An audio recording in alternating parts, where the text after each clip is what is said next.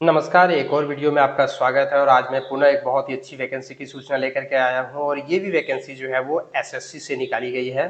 तो एसएससी की वेबसाइट पर जो है आप जाकर के इसे अप्लाई कर सकते हैं। अप्लाई करने के लिए सबसे पहले अगर आपने एसएससी के इस वेबसाइट पर रजिस्ट्रेशन नहीं किया हुआ है, एसएससी ने एक नई वेबसाइट लॉन्च की है, उस पर हर किसी को रजिस्ट्रेशन करना अनिवार्य है अगर आप फॉर्म भरना चाहते हैं तो सबसे पहले आपको यहाँ पर क्लिक करके पहले रजिस्ट्रेशन करना होगा।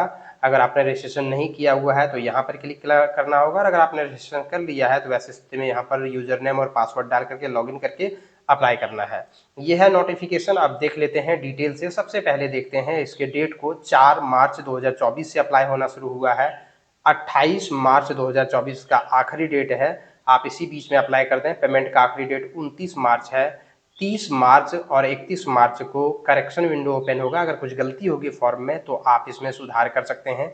इसके अलावा इसका एग्ज़ाम जो होना है वो 9, 10 और 13 मई 2024 को होगा। सीबीटी यानी कंप्यूटर बेस्ड टेस्ट होगा।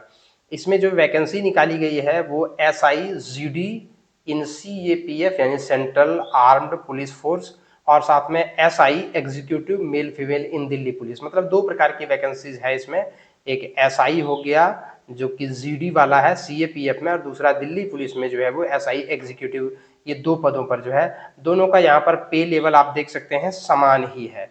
इसके बाद अगर वैकेंसी की बात करें तो दो प्रकार की जो वैकेंसी है दिल्ली पुलिस में जो है मेल के लिए ये है, आप कैटेगरी वाइज इसमें पोस्ट देख सकते हैं। इसके अलावे दिल्ली पुलिस में फीमेल का जो पोस्ट है उसे भी आप यहाँ पर देख सकते हैं कैटेगरी वाइज।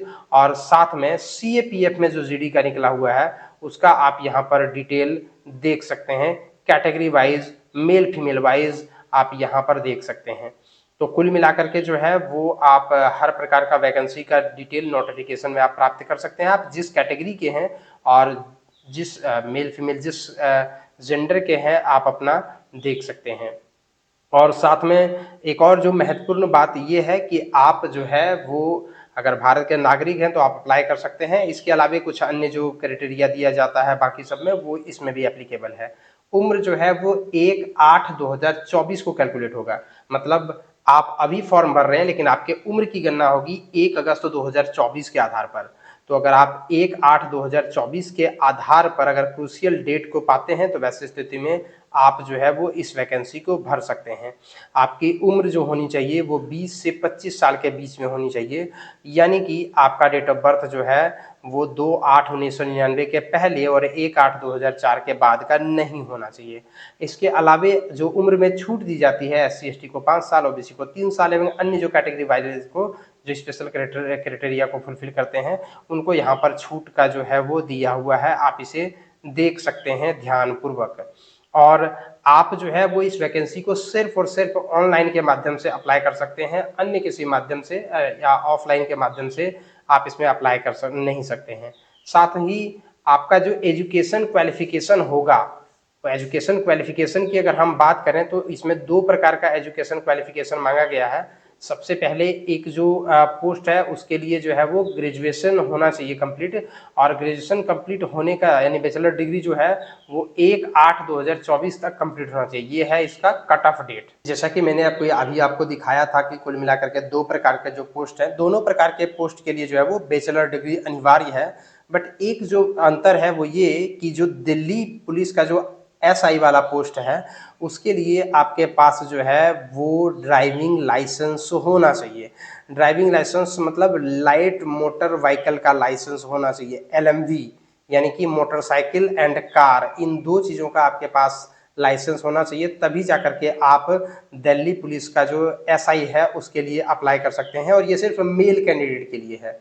तो अगर आपके पास ये तमाम क्राइटेरिया को अगर आप फुलफिल करते हैं तो आप अप्लाई कर सकते हैं। 100 रुपये मात्र फीस लगेंगे और उसमें भी एससी एसटी और ऑल कैटेगरी के फीमेल को कोई फीस पे नहीं करना है। एक बार अगर आप फीस का भुगतान कर देते हैं तो वैसी स्थिति में जो है ये नॉन रिफंडेबल फीस है। टोटल अगर वैकेंसी की बात करें तो टोटल 4187 वैकेंसी है। तो अच्छी खासी नंबर में जो है वो वैकेंसी है, इसीलिए आप बिना विलंब किए हुए आप इसमें अप्लाई कर दें। एग्जामिनेशन सेंटर पेज नंबर 10 पर दिया हुआ है, आप देख सकते हैं अलग अलग से जोन वाइज दिया गया है।